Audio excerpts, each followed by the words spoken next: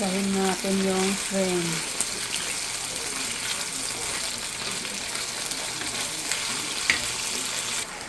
Itong shrimp, ibabad din siya sa paminta, asin, at saka pabrika. Yan. At saka kaunting cornstarch. Tapos atin ang habwaon. Kaya mag-isa na tayo.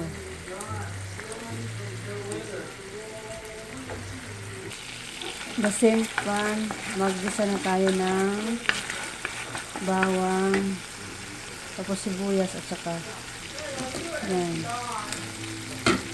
Lagyan natin yung sibuyas para isahin.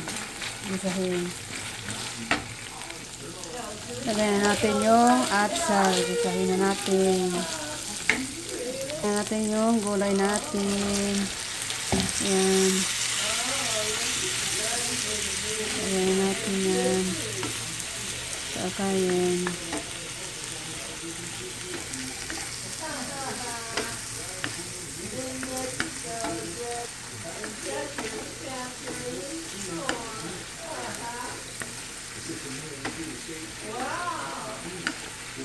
Yan. Okay, kaya na natin to hanggang hindi na yung asawa ko nanood ng balita. Yan.